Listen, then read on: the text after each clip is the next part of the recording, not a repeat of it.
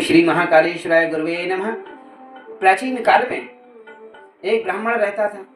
वे किसी मठ के अध्यक्ष थे और प्रतिदिन भगवान शिवलिंग का पूजन किया करते थे। शिव भक्त से उन्हें जो कुछ भी वस्त्र आदि वस्तुएं प्राप्त होती थे उन सबको वे बेच डालते थे और उसके मूल्य से सोना खरीद लेते थे। उसमें से थोड़ा भी खर्च नहीं करते थे, केवल इकट्ठा किया करते थे। इससे दीर्घकाल के पश्चात उनकी छोटी सी पेटी स्वर्ण से भर गई।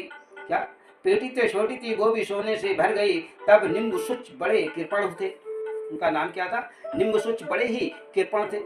घड़ी भर के लिए भी उस स्वर्ण की पेटी को अलग नहीं कर रखते थे। सदा अपनी आंखों के सामने और अपने पास ही रखते थे। सदा अपनी कांख में ही दबाए रहते थे। देवता की पूजा करते समय भी उन्हें नहीं छोड़ते थे। कभी किसी पर उन्हें विश्वास नहीं होता था। एक समय दूसरों का धन हड़प लेने से कुशल सुशील नामक एक खोटी बुद्धि वाले ब्राह्मण ने पुजारी की गतिविधि को ताड़ लिया और मन ही मन सोचा कि यह दुरात्मा और विश्वास दिलाने के लिए मैं इसका शिष्य बनूंगा। चिकनी चुपड़ी बातें बनाकर दिन रात उसकी सेवा टालम करने लगा और टहल टहल कर उनकी सेवा करने लगा और कभी मौका पाकर निसंदेह अपना काम बना लूंगा। ऐसा निश्चय करके दूसरे दिन भर उसके पास गया। बहुत लोगों के बीच में बैठे हुए थे। उसने विनय पूर्वक प्रणाम करके हाथ जोड़कर कहा, भगवान, मैंने आपकी तपस्या का अद्भुत प्रभाव सुना है। इस पृथ्वी पर आपके समान दूसरा कोई महात्मा नहीं है, इसलिए बहुत दूर से आपके पास आया हूँ। संसार की असारता जानकर मेरे मन में बड़ा ही वैराग्य हुआ है। इस लोक में मनुष्यों का यौवन बिजली की चमक के समान सहसा विलुप्त जाता जा रहा है, गुम होता जा रहा है। जाने वाले हैं जैसे कि पर्वत से निकली हुई नदी क्षण भंगुर होती है, कुछ समय के लिए होती, आज नहीं तो कल समाप्त हो जाती है। उसी प्रकार स्त्री पुरुष बंधु बांधव और रिश्तेदार आदि सभी अनित्य हैं। नदी प्रवाह रूप से ही सत्य प्रतीत होती है, वास्तव में उसका जल क्षण क्षण में परिवर्तित होता रहता है। उसी प्रकार समस्त संसार परिवर्तनशील है। भाई बंधु आदि सगे संबंधी रिश्तेदार संयोग से भी पाप समागम के ही तुल्य जानने योग्य समझना चाहिए। शुभ, इस संसार से पार होने के लिए मुझे ऐसे किसी उपाय का उपदेश दीजिए जो मेरे लिए नौका के समान पार लगाने वाला हो, जिसका आश्रय लेने पर मैं आपकी कृपा से इस भाव सागर से पार हो जाऊं। उसकी यह बात सुनकर पुजारी जी ने के शरीर में हर्ष और प्रसन्नता गदगद हो गए, मारे खुशी के मारे हो गए।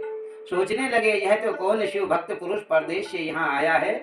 फिर बोले, तुम धन्य हो जिसकी बुद्धि तरुण अवस्था में भी, कम उम्र में भी ऐसी वैराग्यपूर्ण है। जो पहली अवस्था तरुणाई अर्थात जवान होने वाला है और शांत है, मन और इंद्रियों को जीत चुका है, सारी इंद्रियां उसके वश में है, वही शांत है, ऐसा मेरा विचार है। शरीर के शब्द धातुओं से छिड़ जानने का कौन शांत नहीं होता। यदि तुम्हारे मन में संसार की ओर से इतनी विरक्ति हो गई है और देवताओं के स्वामी और परम कल्याणकारी भगवान चंद्रशेखर की आराधना करो, अन्यथा घोर तप से भव सागर को पार करना असंभव है। यह बात मैंने शास्त्रों को भली भांति मन में बिठाकर आपको कही है। शूद्र हो या ब्राह्मण, मलेच्छ हो या कोई पापी आत्मा, जो मनुष्य भगवान शिव की दीक्षा लेकर षडाक्षर मंत्र से भगवान भक्ति पूर्वक एक फूल भी भगवान शिवलिंग पर चढ़ा देता है, वह उसी गति को प्राप्त होता है जिसे बड़े बड़े यज्ञ करता पाते हैं। जो शिव दीक्षा लिए हुए पुरुषों को भक्ति भाव से वस्त्र उपाना और जल पात्र आदि समर्पण करता है, उसे बहुतेरे यज्ञों के समान फल मिलता है। यह सुनकर दुशील ने निशुंभ को चरण पकड़ लिए और उन पर अपना मस्तक रखकर कहने लगे, बड़े आदर के साथ प्रभु, आप मुझे शिव दीक्षा देकर अनुग्रहित करिए, जिससे मैं एकाग्रचित होकर नित्य आपकी सेवा कर सकूं। तब तामस ब्राह्मण ने मन में विचार किया, यह कोई चतुर मनुष्य दिखाई देता है, दूसरा कोई ऐसा शिष्य नहीं आवेगा, इसीलिए मैं इसे शिष्य बना ही देता हूँ। ऐसा मन में निश्चय करके निशुंभ ने उसका हाथ पकड़ाकर कहा, वासी, यदि ऐसी बात है तो मेरे साथ कुछ प्रतिज्ञा या शपथ करो, जिससे मैं तुम्हें आज ही दीक्षा दे दूं। तुम्हें इस मठ में बहुत दूर अपनी कुटिया बनानी होगी। सूर्यास्त क्या इस मठ से बहुत दूर तुम्हें अपना घर बनाना होगा, और जब सूर्य डूब जाने पर कदापि इस मठ में तुम मत आना, प्रवेश नहीं करना चाहिए। तब दुशील ने कहा, गुरुदेव, मेरे लिए तो आपका आदेश ही प्रमाण है। शिव गुरु की आज्ञा का पालन नहीं करता, उसका यह व्रत व्यर्थ हो जाता है, तो सारी सेवा नष्ट हो जाती है, फिर उसे नरक मिलता है। दुशील का यह वचन सुनकर निम्बुसुच को संतोष हो गया, विश्वास हो गया कि शिव मंत्र की दीक्षा दी, पंचाक्षर मंत्र का उपदेश दिया। दुशील उनकी सेवा में अत्यंत तत्पर रहने लगा, दिन रात उनकी सेवा करने लगा और ब्राह्मण भी प्रसन्न होने लगे। मणि वन स्वर्ण की वह पेटी हत्या लेने की बात सोचता था, किंतु किसी दिन मौका नहीं पाता था। तब उसने विचार किया, क्या इसे विष दे दूं, जहर देकर मार दूं क्या, अथवा हथियार से मार डालूं क्या, इसे गला दबाकर इसके प्राण ले लूं क्या। ऐसी बातें वह प्रतिदिन मन ही मन सोचने लगा। इतने में ही 1 साल का समय उपस्थित हो गया, महाराज बीत गया। श्रवण के कृष्ण पक्ष में जब सूर्यदेव कर्क राशि पर स्थित थे, कोई धनी शिव भक्त वहां पर आया और उसने प्रणाम करके कहा, स्वामी आपकी आज्ञा हो तो मैं आगामी चतुर्दशी के दिन आपके सत्कार करना चाहता हूँ। यदि आप मेरे गांव में पधारने का कष्ट करें तो आपकी बड़ी कृपा होगी। यह सुनकर निम्बुसुच मुनि बहुत ही प्रसन्न हुए और बोले, बहुत अच्छी बात है, मैं नियत समय पर अपने शिष्य के साथ तुम्हारे यहाँ आऊंगा। ऐसा कहकर उसे विदा कर दिया। उस समय आया, वह समय भी आ गया।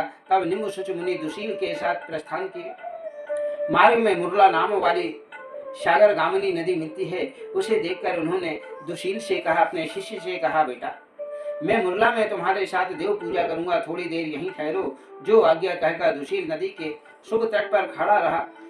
निम्बुसुच दुशील के गुणों में सर्वदा संतुष्ट रहते थे और उसे एक अच्छा शिष्य जानकर उसके मन में उसके प्रति विश्वास हो गया। उन्होंने छिपाई हुई सोने की पेटी और योगेश्वर की मूर्ति के साथ गुदड़ी उतारकर धरती पर रख दी और स्वयं थोड़ी दूर पर फ्रेश होने चले गए, लघु शंका के लिए चले गए। और ज्यों ही वेद के वृक्षों की ओट में पहुंचे, त्यों ही दुशील उनकी सोने की पेटी लेकर प्रसन्न होकर शीघ्रता पूर्वक उत्तर दिशा की ओर भाग गया।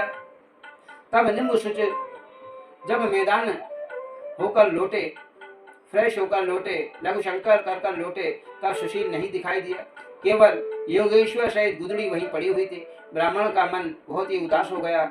वे जल्दी जल्दी हाथ पैकर धोकर कुल्ला किए बिना उस स्थान पर आए जहाँ गुदड़ी रखी थी। देखा तो वहाँ सोने की पेटी नहीं थी। फिर वह जान गया कि वही शिष्य उसे चुरा ले गया। वे मूर्छित होकर पृथ्वी पर गिर पड़े, बेहोश हो गए। तब उन्हें होश आया तो वहाँ बड़े कष्ट से उठे, बड़े दुखी से उठे और पत्थर पर अपना सिर पटकने लगे। फिर विलाप करते हुए बोले, हाय हाय, उस दुष्ट दुर्मात्मा ने तो मुझे मार डाला, मैं नष्ट हो गया, उसने मुझे लूट लिया, अब मैं क्या करूं, उसे कैसे देख पाऊंगा। पैरों की निशानी देखते हुए निम्बुसुच मुनि उसका पीछा करने लगे, किंतु एक तो वे बूढ़े थे, दूसरे रोगों से ग्रस्त थे और थर ने थका दिया, शरीर ने उन्हें थका दिया, इसलिए निराश होकर अपने मठ पर लौट गए। तब दुशील भी सोने की पेटी लेकर दूसरे स्थान पर चला गया। उस स्वर्ण के से वह व्यापार करने लगा। विवाह करके उसने गृहस्थी बसा ली। बुढ़ापा आ गया, परंतु उसे कोई संतान नहीं हुई। एक समय वह अपनी स्त्री के साथ, अपनी पत्नी के साथ तीर्थ यात्रा करता हुआ चमत्कारपुर में गया। सब तीर्थ में स्नान और संपूर्ण मंदिरों में घूम घूम कर भगवान के दर्शन करते हुए उसने एक स्थान पर मुनि दुर्वासा को देखा। वे अपने इष्ट देव के सामने भक्ति पूर्वक नृत्य गान कर रहे थे। दुशील ने उनको प्रणाम करके पूछा, हे मुनिवर, शिवलिंग की स्थापना किसने की? आप क्यों उसके सम्मुख नृत्य गान कर रहे हैं? व्यवहार मुनियों की शोभा नहीं देता। अर्थात दुर्वासा मुनि बोले, देवताओं के आराध्य देव शूलपणि भगवान शंकर के शिवलिंगमय विग्रह की स्थापना मैंने ही की है। देव देव से भगवान महेश्वर का नृत्य और गान विशेष प्रिय है, अतः मैं यही करता हूँ। दुर्वासा का यह वचन सुनकर दुशील के मन में महादेव जी के प्रति भक्ति भाव का उदय हुआ। उसने मुनि को प्रणाम करके कहा, भगवान, केवल जाति से ब्राह्मण हूँ, कर्म से मैं नहीं हूँ ब्राह्मण। मैंने आज तक किसी को भोजन नहीं दिया, केवल ठग ठग कर देवताओं और ब्राह्मणों के धन का अपहरण किया है। और मैं सदा ही जुआ खेलने, वैश्यागमी करना, दुर्वचन करना, बुरे कार्य में फंसा रहता हूँ। जाति से ब्राह्मण होकर भी मैं एक शिव के गुरु को बनाया, फिर अनेक प्रकार की चिकनी चुपड़ी बातें कर धोखा देकर उनका सारा धन हड़प लिया। वे मेरे गुरु परलोकवासी हो गए हैं। मैं पश्चाताप की आग में रात दिन जलता रहता हूँ। प्रायश्चित बताकर अनुग्रहित करिए। मेरे पास धन बहुत है, परंतु संतान एक भी नहीं है। ऐसा कोई उपाय बतलाइए जिससे उस धन का सदुपयोग हो सके, इस लोक और परलोक में भी हितकर हो सके। आप जो बतावेंगे मैं वही करूँगा। तब ऋषि दुर्वासा ने कहा, जो पुरुष सहस्त्रों पाप करके पीछे पछताता है और धर्म परायण होता है, वही कठिनाइयों से संसार सागर से पार होता है। तूने कुमारों गलत रास्ते पर चलकर महापाप किया है। हे दुशील बोला, हे महाबाप, मेरे पास धन बहुत है, यदि कोई धर्म कार्य सिद्ध हो सके तो बतलाइए, मैं सब करूंगा। दुर्वासा ने कहा है, तुम्हारे पाप नाश का एक उपाय है। सतयुग में तप की, त्रेता में ज्ञान की, द्वापर में तीर्थ यात्रा की और कलयुग में दान की ही मुनि लोग प्रशंसा करते हैं। महाराज कहते हैं, तपः कृतः प्रशंति त्रेतायां ज्ञानमेव च द्वापरे तीर्थ यात्रा च दानमेव कलयुगे। इस समय भयंकर कली काल उपस्थित है तथा समस्त पापों की शुद्धि के लिए तुम दान करो। तुम्हारे मन में गुरु के यहाँ से धन का अपहरण करने के कारण धन की ओर से घृणा भी है। तुम गुरु के ही नाम से भगवान शंकर का मंदिर बनवाना और इससे गुरु के ऋण से उतर जाओगे। अन्यत्र यदि कहीं उसका धन प्राप्त हो तो प्रतिदिन एकाग्रचित होकर श्रेष्ठ ब्राह्मणों को दान किया करो। स्वयं अपने लिए भी तिल पात्र और स्वर्ण दान करा करो, उससे तुम्हारे शरीर से सब पाप दूर हो जाएंगे। दूसरी बात यह है कि सुदूरवर्ती कल्पग्राम में सदा ही चैत्र मास में यहाँ अपने बनवाए हुए शिव मंदिर के दर्शन पूजा के लिए आया करता हूँ, फिर यहीं चला रहता हूँ। यह मेरा सदा का नियम है। अतः मेरे चले जाने पर तुम्हें मेरे बनवाए हुए इस मंदिर में भगवान शिव के स्थान पर पूजा आदि का ध्यान रखना चाहिए।